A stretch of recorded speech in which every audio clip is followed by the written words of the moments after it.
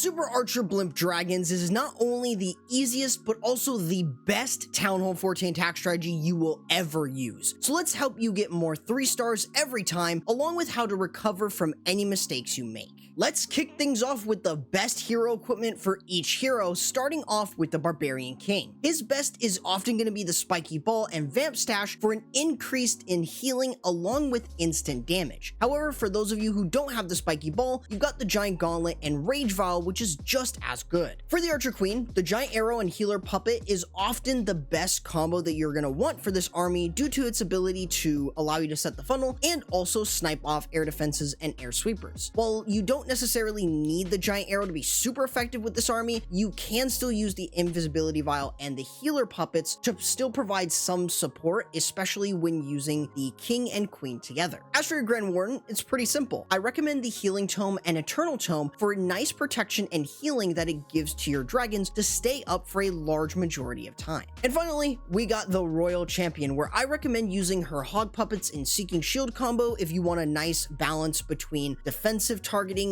and healing, or the Hog Puppets and Royal Gem for basically giving your Royal Champion an extra life. With that said, here is the army comp that I tend to recommend. You can replace the Ice Hound in this army with a Lava Hound, but you'll see why it's so important to have the Ice Hound in this attack. But now that you have the best offensive setup and army comp, let's break down exactly what you're doing with this. First things first, we'll want to start with the Super Archer Blimp. Usually within this first step, I would recommend using an Ice Hound to tank for your Battle Blimp as they work across the base. The Ice Hound has a lot of HP, and the freeze upon his death makes it a perfect thing to tank for your Blimp. A Lava Hound would also work here as well, but it might not tank for as long. Once your Blimp though gets to its targeted destination, use an invisibility spell before having your Blimp pop. This should be within 4 seconds, but using 2 clone spells, another invisibility, then a rage spell. Each invisibility spell in this case is going to be used every 4 seconds to get the most value from them as the Super Archers blast down defenses around them. You just need to be very aware of giant bombs and small bombs placed together in an area, as this can clear out the Super Archers entirely. However, with the spell placement of invisibility, clones, invisibility, rage, and invisibility spells, this can save your attack in getting a high percent 2-star, which we will show you how to do later on. Up next is your heroes. This is typically going to be a smaller section of your attack, but it's still going to be quite powerful. Usually you're going to start with your Archer Queen and her Giant Arrow. Her main focus is for 1 to 2 air defenses along with any sweepers you can get. In this case, she can also be used to help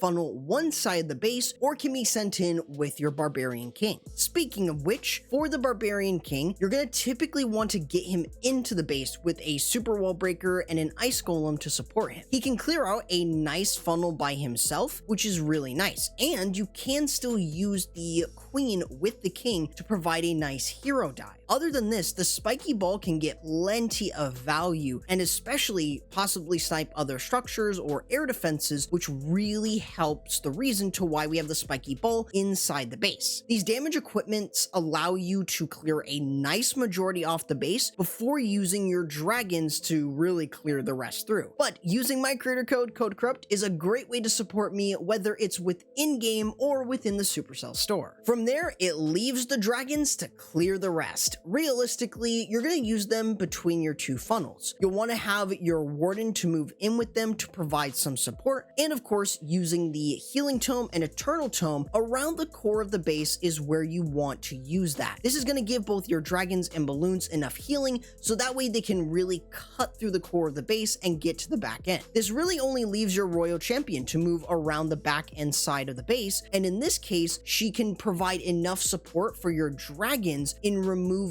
other air targeting defenses and allowing your dragons to move through the base without fear. This also helps since she has the Seeking Shield Hog Puppet ability, which can really help her a lot in sniping multiple defenses. So what happens when your Blimp actually fails? Well, we want to secure this town hall with the Barbarian King. So what we're going to do is we're going to use a baby dragon here on this mortar. We're going to use a Super Wall Breaker, and we're going to use an Ice Golem to provide tanking. We're going to use our Queen's Giant Arrow to snipe off 2 air defenses. This should be enough to kind of move in. And we're going to let our Queen walk on the outside, which is going to allow us to start working in for the town hall with the King. Queen's gonna work around so we can send the dragons right through the middle. So we'll go ahead and use an invisibility spell on that king. And there we go. We can now use the dragons to go ahead and remove that CC. We're going to go ahead and use the air warden, pop our barbarian king spiky ball, and we can use another invisibility that gets him off the queen, and we're looking pretty good. Now the goal here is to get a high percentage 2-star. I don't think we're going to have enough to be able to 3-star this, but I wanted to show kind of how you can actually fix this up and get a really solid attack in. We'll go ahead and use our royal champion over here on the left in order to go in for that eagle artillery. We're going to do this, use our warden's abilities in order to protect everything. Things are looking pretty good, but I'm not expecting a 3-star here. If it is, then this would prove that even if you do fail, you can still recover, which is entirely what you want to make sure that you're doing. But we still have this scatter shot down here, so I really don't think we're going to have enough power because that super archer blimp is so critical to everything. So there we go. We use the ability. We are going to remove an enemy hero, so that's good. Let's use an invisibility right there. We still have one more, so we can actually save that for our royal champion as well. Let's see. She takes down the expo. Let's use that here.